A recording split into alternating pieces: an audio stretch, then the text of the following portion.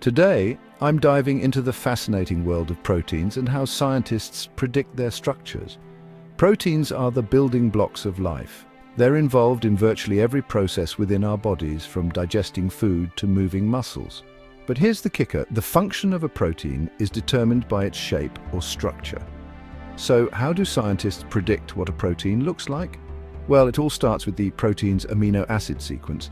Think of this sequence as a string of beads where each bead represents an amino acid. The order of these beads is known as the primary structure. Now, proteins don't stay as simple strings, they fold into complex shapes. This folding creates the protein's secondary and tertiary structures. Scientists use a variety of methods to tackle this. One popular approach is X-ray crystallography. Here, proteins are crystallized and then bombarded with X-rays. The way the X-rays scatter helps to reveal the protein's shape. Another method is nuclear magnetic resonance. This technique uses magnetic fields to determine the positions of atoms in a protein, but these methods can be time-consuming and expensive. That's where computational biology comes in. Scientists use powerful computers and algorithms to predict protein structures. These predictions are based on known structures and patterns seen in other proteins.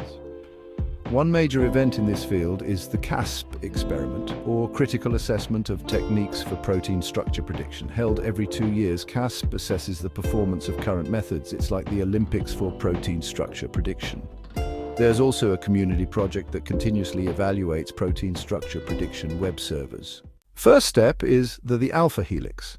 This helix has 3.6 amino acids per turn, with a hydrogen bond formed between every fourth residue. On average, an alpha helix is about 10 amino acids long, which equates to roughly 3 turns. But it can vary from as short as 5 amino acids to as long as 40.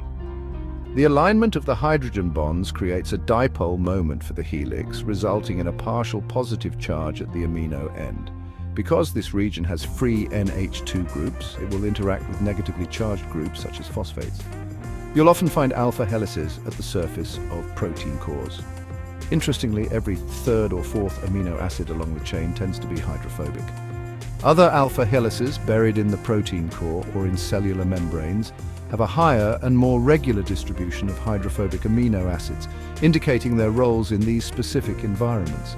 Helices exposed on the surface have a lower proportion of hydrophobic amino acids, adapting them for interactions with the aqueous surroundings.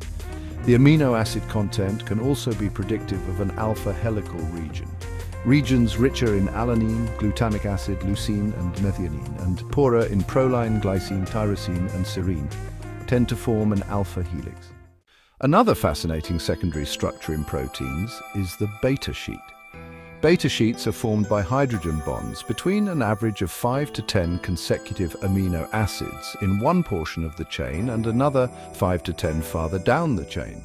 The chains in a beta sheet may run in the same direction to form a parallel sheet, or every other chain may run in the reverse chemical direction to form an anti-parallel sheet.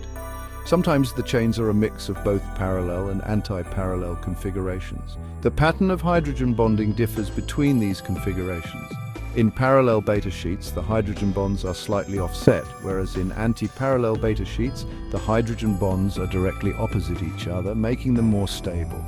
Each amino acid in the interior strands of the sheet forms 2 hydrogen bonds with neighboring amino acids. However, each amino acid on the outside strands forms only 1 bond with an interior strand. When looking across the sheet at right angles to the strands, you'll notice that more distant strands are rotated slightly counterclockwise to form a left-handed twist. Now, secondary structure prediction is a set of techniques that aim to predict the local secondary structures of proteins based only on their amino acid sequences.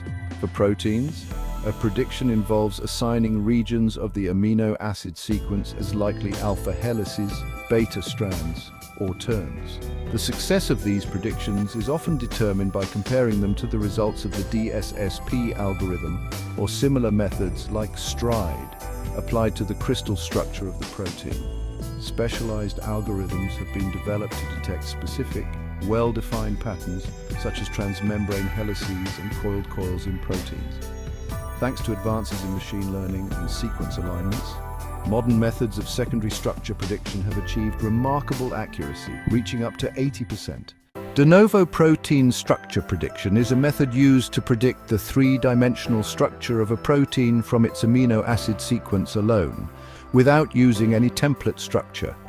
This approach relies heavily on computational algorithms and simulations to explore the vast conformational space of proteins.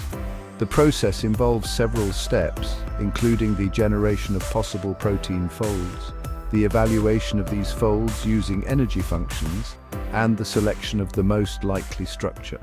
These tools leverage advanced algorithms and computational power to predict the three-dimensional structure of proteins from their amino acid sequences. Let's begin with AlphaFold, a groundbreaking software developed by DeepMind.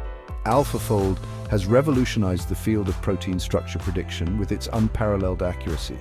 By utilizing deep learning techniques, AlphaFold can predict protein structures with remarkable precision, often rivaling experimental methods. Its success has opened new avenues for research and has the potential to accelerate discoveries in biology and medicine. Next, we have Rosetta, a versatile software suite that offers a range of tools for protein structure, prediction, and design. Rosetta uses a combination of physics-based modeling and statistical analysis to predict protein structures.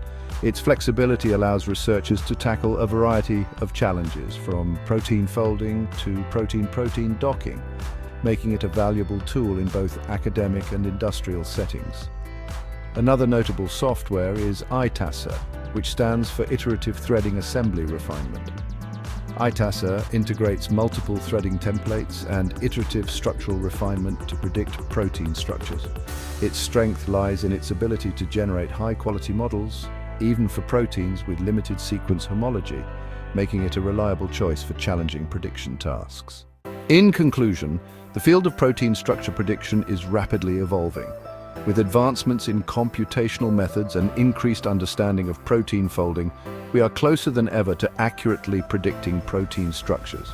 This progress holds immense potential for drug discovery, understanding diseases, and developing new biotechnologies. Imagine a world where we can swiftly identify the structure of any protein, leading to rapid development of targeted therapies for diseases once deemed incurable. Picture the creation of synthetic proteins that could revolutionize industries, from environmentally friendly enzymes in manufacturing to novel biomaterials in technology.